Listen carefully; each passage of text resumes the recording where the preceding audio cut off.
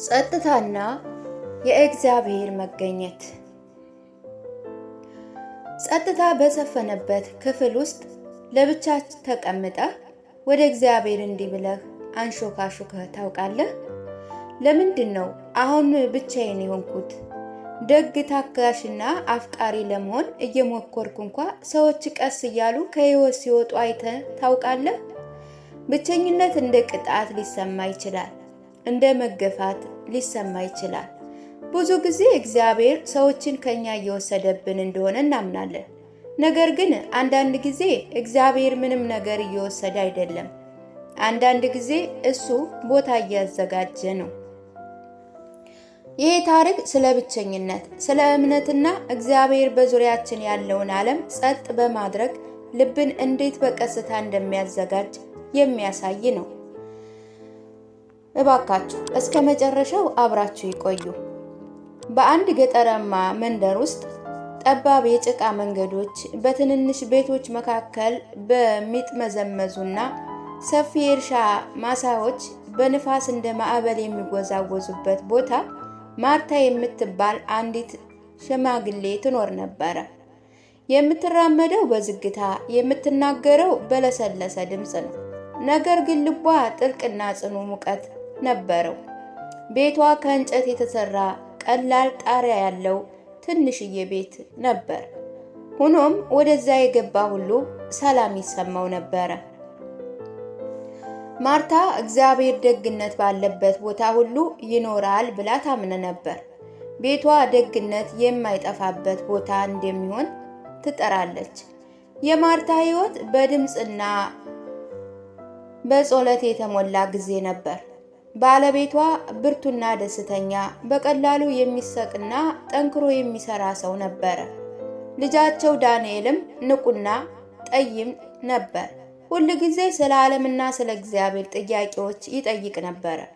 በአንድ መሬት ያርሳሉ፣ በትንሽ ጠረጴዛ ዙሪያ አብረው ይመገባሉ፣ ከምኝታቸው በፊት ይጸልያሉ፣ እንዲሁም ቀላል ህልሞችን ያልሙ ነበር።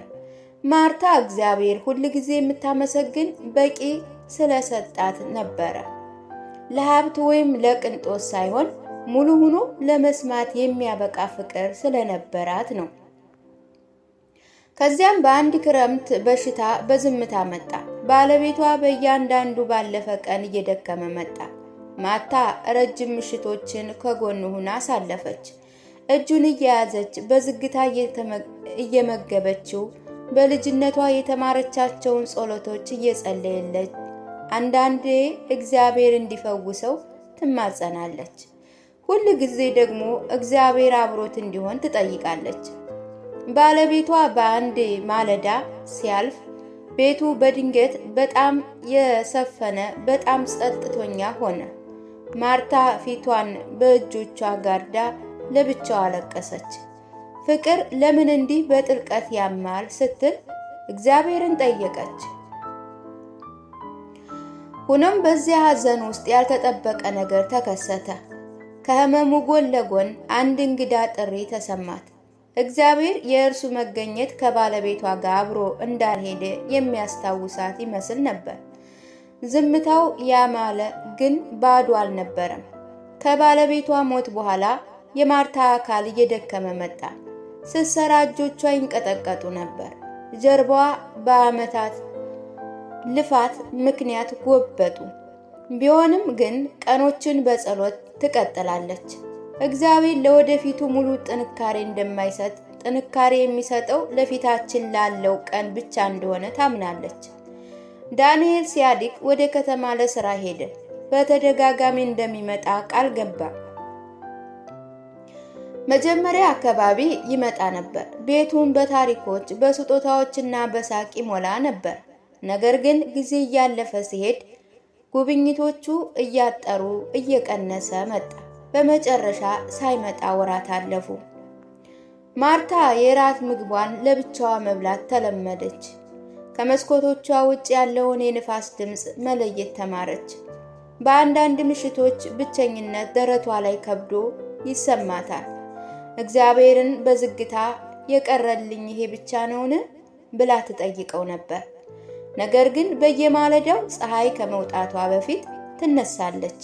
ፊቷን ትታጠብና ትንሽ መብራት ታበራለች።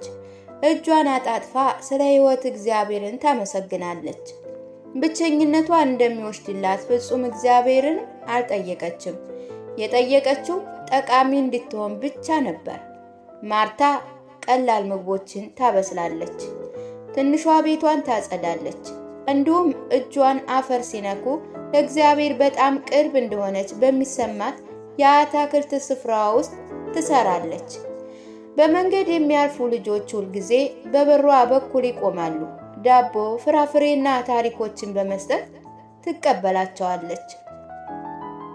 ትንንሽ ጭንቀቶቿ በትዕግስት ትሰማለች። እግዚአብሔር ልክ እንደዚሁ ልብ ምንም ያህል ትንሽ ቢሆን እንደሚሰማ ታምናለች። አንዳንድ የመንደር ሰዎች ብቻዋን እየኖረች ለምን ያህል እንደምትሰጥ ይገረሙ ነበር። ማርታ ፈገግ ብላ እንዲህ ትል ነበር፣ እግዚአብሔር ባለበት ቦታ ብቸኝነት ባዶ አይደለም። እንስሳት እንኳ ወደ ቤቷ የሚሳቡ ይመስሉ ነበር። ወፎች በቤቷ ጣሪያ ላይ ያርፋሉ።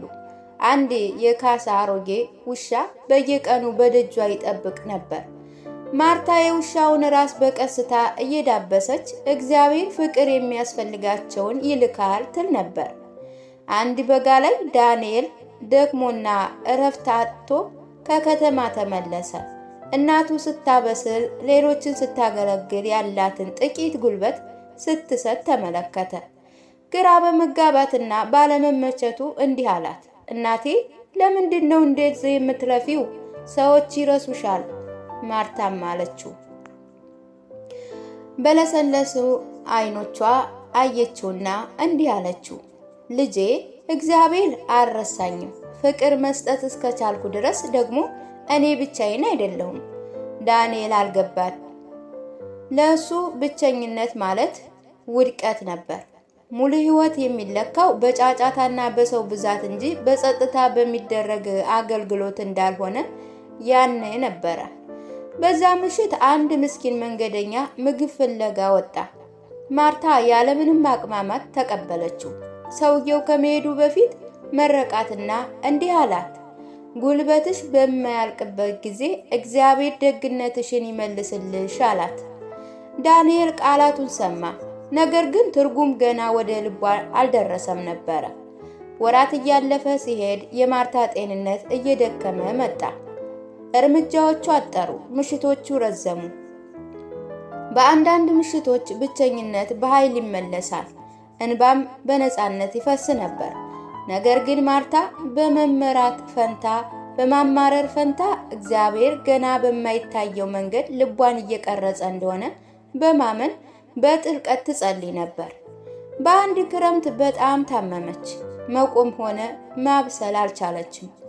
የመንደሩ ሰዎች ይህን ሲሰሙ ያልተጠበቀ ነገር ከተከሰተ።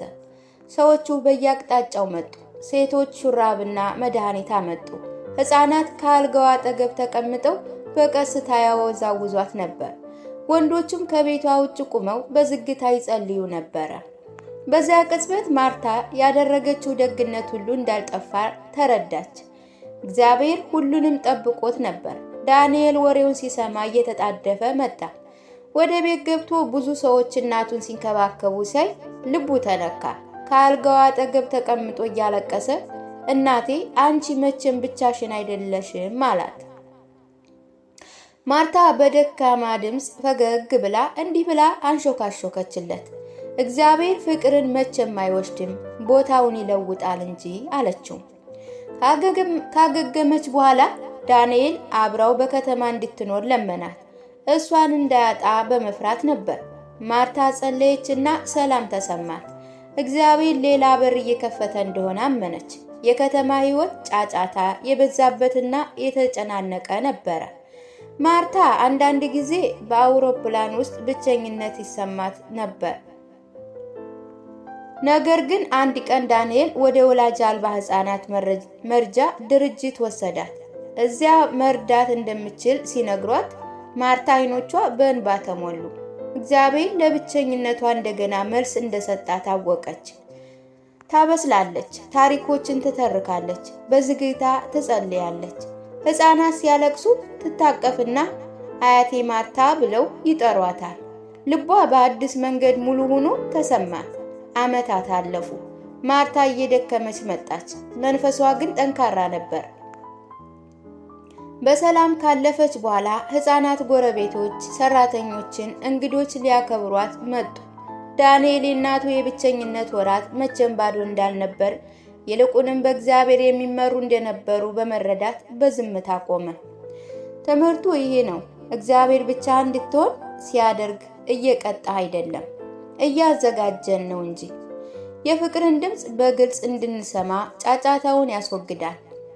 ልብ ሰፊ እንድንሆን ሰዎችን ያርቃል።